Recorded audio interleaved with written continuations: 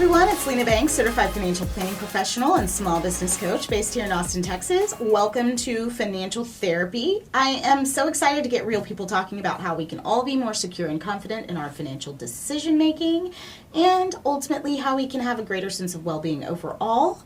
Before we get started today, if you've been enjoying the show, please like, subscribe, give us a review wherever you're listening or watching.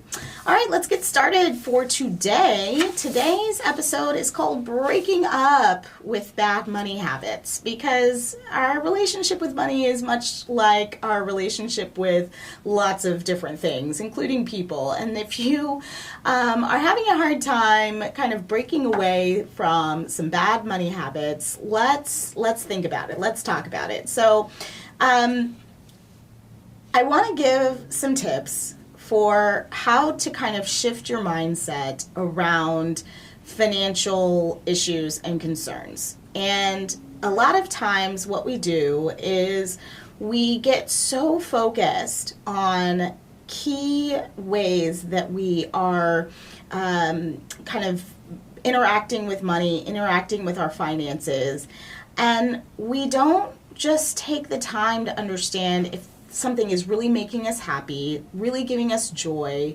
really is part of our priorities.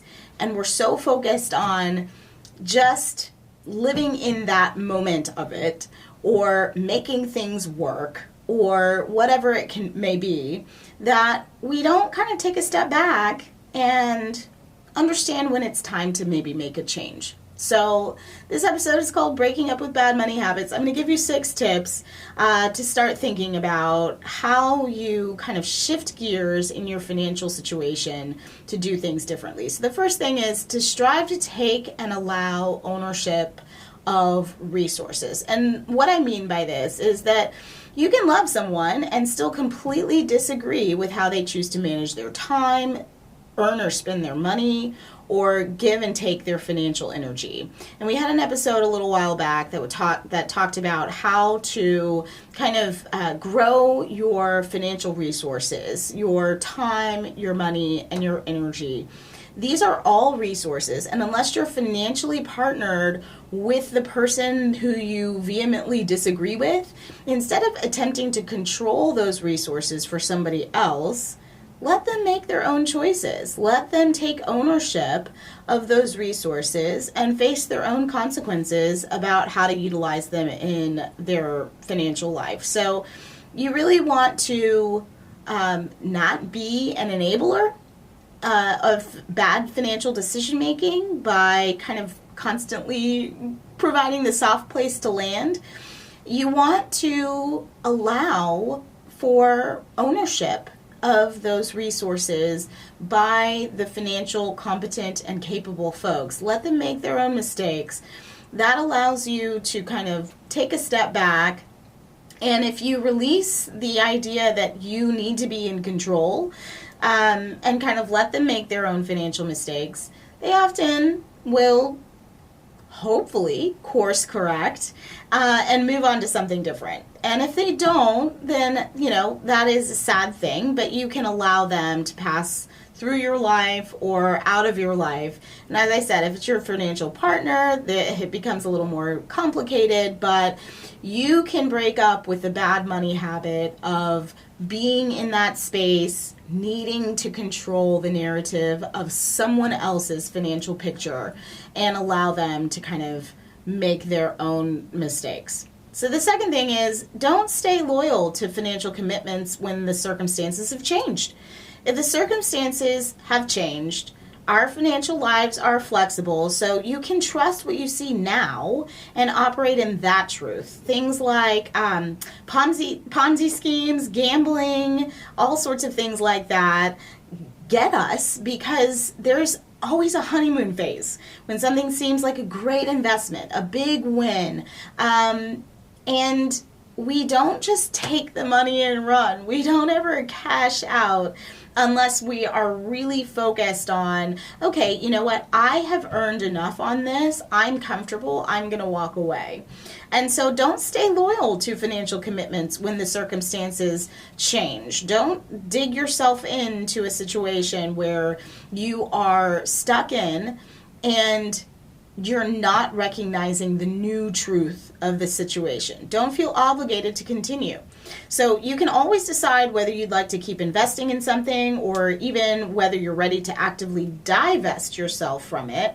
And if you're holding on to an investment because you're afraid to start over or you think you owe yourself or others something in the form of staying, remember that staying is a choice.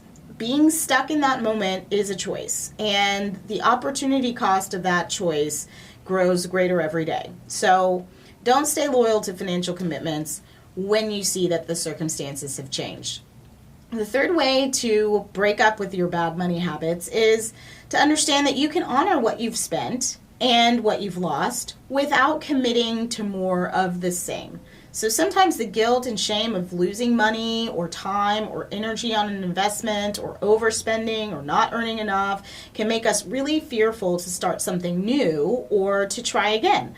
But the next time that you go into that situation, you'll be armed with what you learned in the previous situation. You'll be armed with more knowledge than you had the first time around. And so every day is a new opportunity, and you can honor what you've spent and what you've lost by taking those lessons into the next situation with you. The fourth way that you can kind of soothe yourself, break up with some bad money habits, is don't make a move until you've considered your options. So if your mindset makes you naturally inclined towards trusting yourself to have all the answers about something, or you love taking big risks because you just kind of have a feeling that things are going to work out, you will rarely seek out guidance or tell yourself the truth, which can be helpful in making wise decisions you need to make. So if you're one of those people who has a money mindset where you really are an investor and a risk taker, which can be good. Taking risks can be a good thing. But taking risks or managing money based on what you think you know can leave you drowning in debt that never makes sense in the first place, or worse off financially even than when you started. Like if you have a windfall and you go and you put all that money on black, so to speak, and it doesn't work out, that obviously is a poor move. So don't make a move until you've considered all your options and you understand what that move is going to cost you. And so the next thing, though, as far as breaking up with bad money habits, is to, once you have a plan, you can take a leap of faith. So taking little or no risks can feel safe right up until you realize that you haven't actually grown your resources enough to last, that you haven't taken the risks necessary to start learning some lessons. And so getting burned will probably happen, but it is how we manage our financial disappointments that can matter long term. So if your money mindset tells you risk is unacceptable, just know that you'll rarely feel completely knowledgeable and safe and secure enough to take risks. If your money mindset is the type of person who saves every dollar and doesn't want to spend, you're going to have to talk yourself into that leap of faith. And waiting for absolute certainty or reacting to temporary pitfalls without learning from them usually means you never move yourself forward financially. And so as important as it is to not make a move until you've considered your options, it's also important to, once you have a plan, take that leap of faith. And the sixth way that you can kind of soothe yourself as you're breaking up with your bad money habits is to build a budget.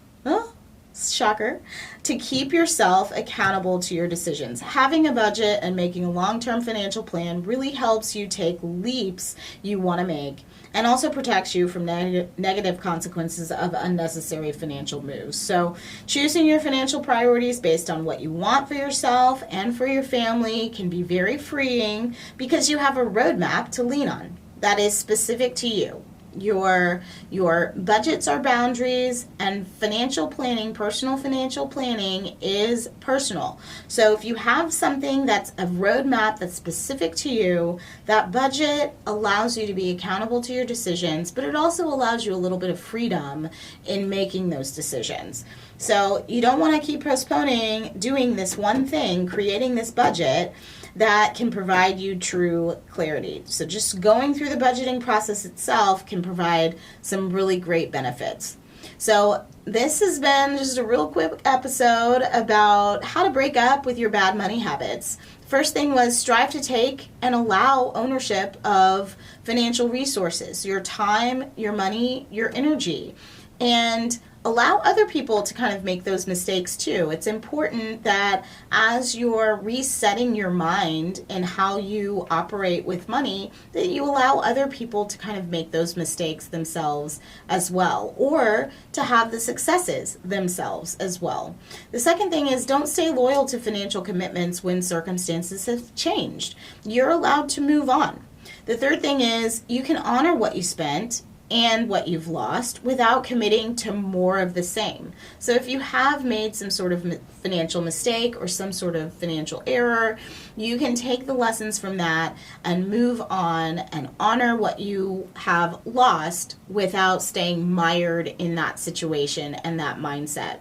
The fourth thing is don't make a move until you've considered all your options. Don't be so convinced that that's the right next step without taking a tick and looking around at the other possibilities that might be there for you. And the fifth thing is, once you have a plan, do take a leap of faith. It might take you actively working on manifesting something for yourself in order for it to actually happen for you. And the sixth thing is build a budget to keep yourself accountable to your decisions. So if you are following a plan, it makes it much easier to walk away from something or to say no to something that isn't your priority or doesn't match what you actually need in your financial life at that moment. So this episode was pretty quick. It's been breaking up with bad money habits. I hope you guys enjoyed it, and I'll be back next week with another episode.